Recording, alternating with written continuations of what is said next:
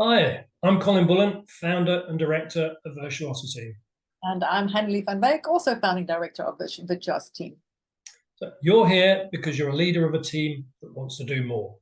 You want to perform better, and you'd love it if your team could become truly exceptional. Despite the good work that you've done up to date, you're not always getting the level of engagement and commitment from your team and want to know how you can go about making your team a place that everyone wants to be part of.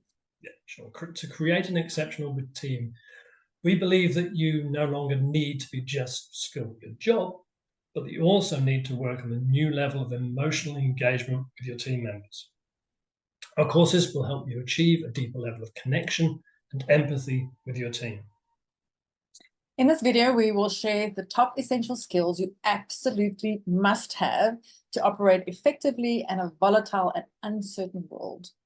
We'll show you how to lead with impact using proven communication strategies, enabling you to feel authentic as a leader and create the energy and trust to achieve your dream team. If you want to experience sustained change, high levels of understanding, engagement, and resilience like the other leaders that have taken our courses, then this video is for you.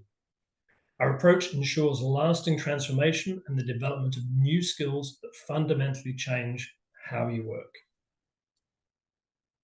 Teams and their leaders face three massive challenges: crystal clear communication, dealing with conflict, and maintaining a growth mindset. We'll show you briefly how these might be fixed. And we're going to start with communication because in our experience, that is an area that almost all teams can be more precise to avoid delays, miscommunication, and wasted time. So, how many times have you been in a situation where you've been asked to do something, but aspects of the request are vague? Perhaps the requester isn't completely clear about exactly what they want, leading you to do work that's unnecessary or unhelpful. They don't tell you exactly when they need the work, which actually is extremely common in my experience.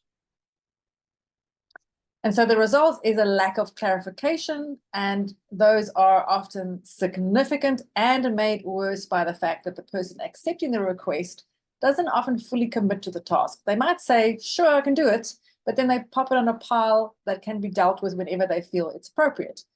Or they might give an expected completion date, but don't really feel bound to deliver on that date.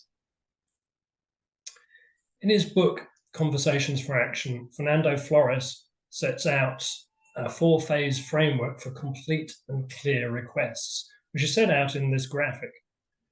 The first step is all about preparation, where the individual making the request of another does all their research.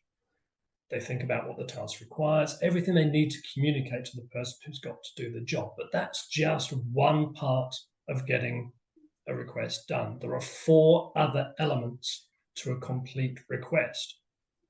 The second element is purpose, and that is an orientation for the individual that provides motivation, a clear vision, and a reason why the request is being made. The third element is conditions for satisfaction. These are the things that need to be in place for the person that's requesting the work for them to declare complete satisfaction with the job that they receive.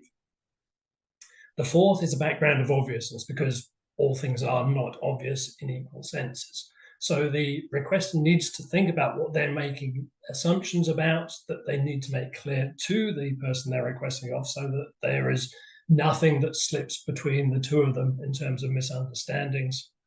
And then finally, there are date and time requirements. And yes, I said time, being specific, saying the 15th of October at 5:15 p.m. is the right way to do this, not just the 15th of October. Why? Because it enhances the level of commitment that the individual agreeing to take on the task sets for themselves.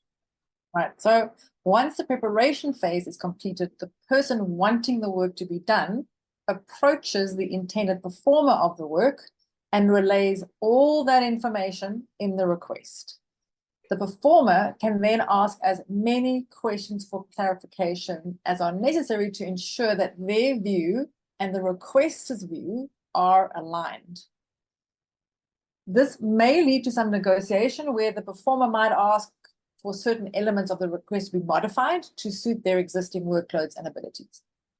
So once they've gone through this process of negotiation, both parties become aligned and a commitment is made where the performer agrees to deliver to the requester the agreed product in the agreed timeline. This is a cast iron commitment. This is not a vague or woolly intention.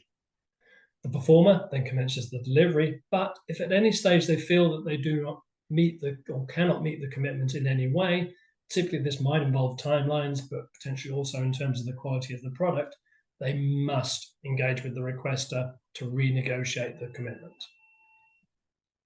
Then comes the acceptance phase. So once they have finished, the performer will present their work to the requester. The request cycle is only complete once the requester has confirmed that what has been delivered meets their initial conditions of satisfaction and they accept the completed deliverable.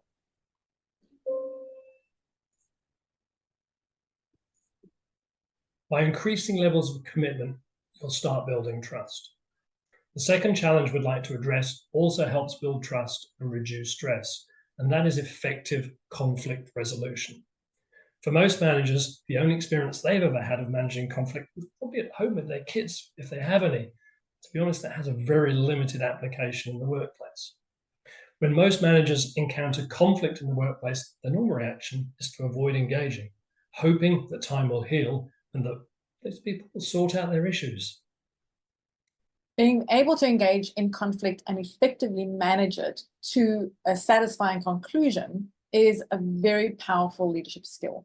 It builds your confidence as a manager and facilitates an increased level of connection between colleagues. There are some key elements of effective conflict management. The first is notice the conflict and act. Do not procrastinate or let issues fester. The second is to mediate the conflicting positions and do not take sides. The third is focus on the people and building the relationship, not necessarily on the problem. And the fourth is help create a plan for resolving the issue and follow up to make sure it happens. Of course, prevention is always better than cure, so avoiding the conflict by creating clear roles, processes, and frameworks should be happening at the same time. Most managers who try our approach find that once they have passed the initial barriers and got over some of those challenges, they've figured out how to keep their emotions and reactions in check. The impact on the team dynamics is quite startling. The increased level and commitment and certainty is hugely powerful for teams looking to build trust and confidence in each other. It means that work is done more efficiently, with fewer errors and misstarts, and colleagues have faith in each other to get the job done. Finally, we'd like to wrap up with building a growth mindset in your team. Most teams we've encountered struggle with experimentation and innovation because of the fear of failure. As you grow trust in your team, it becomes easier to challenge the way things are without offending anyone or causing unnecessary discomfort. A growth mindset for an individual occurs when there is an openness to learn and a willingness to contribute to making the team better. The fact that you've come this far suggests that you have an open and inquiring mind, which is the first step towards a growth mindset. Yeah, it's just as important for your team to hold that growth mindset collectively. Because it's a mindset or an attribute, changing a team's approach to learning requires deliberate focus. So we have 6 steps that are valuable when building a growth mindset in a team. The first is to make learning and development normal and easy. That means making it a natural part of the way the team is, making it cultural, if you like. The second is to celebrate successes carefully and reposition failure as a learning opportunity. And by this, I mean that rather than just celebrating the successes, think about those attempts that individuals make where ostensibly they failed, but they've tried to be creative or innovate in a way that would have pushed the team forward had they been successful, but they just haven't managed to nail it. That's something that should be raised and celebrated. The third is around creating a feedback culture, an environment within the team where it's natural for individuals to give and receive feedback to each other. The fourth is around questions, encouraging questions of all types so that there's no such thing as a stupid question. For new entrants in the team, they should feel confident and comfortable asking whatever questions they need, become aware of how things work in the team. The fifth element relates to reflecting on the progress that you make. As you move forward, as things change, it's good to look back to see where you were and draw and highlight to the team exactly what's been done to move forward. And then finally, as the team leader, it's really important that you demonstrate compassion and caring during the whole feedback process. Our customers have found that a growth mindset is a natural step towards creating teams that operate with high levels of trust and psychological safety. Because team members become more comfortable with asking questions and challenging the way that things are done, the team can seek out opportunities by adjusting the way in which they listen and respond to these questions.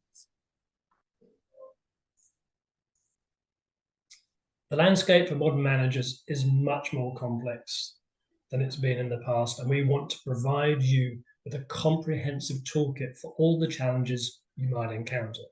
This video just covers 3 elements of our training. In total, there are 16 elements covered across all our courses, and the courses provide much more detail than we've been able to provide in this short introductory video. And we haven't yet mentioned the best bit. When Colin and I came together in 2013, it was to understand why people found it so difficult to change their behaviors. The behavior change framework that we created following over 10,000 hours of research is the foundation stone of all our courses. Yeah, in effect, the courses we built are designed to create lasting change, and we use the training and reinforcement techniques that help turn education into behavior and behavior into new performance habits. Our courses are practical and easy to apply, meaning that you can start making changes in your team almost from the first day. Right. We hope you found this short video useful and invite you to click the button below to get started on the courses that will make your team exceptional.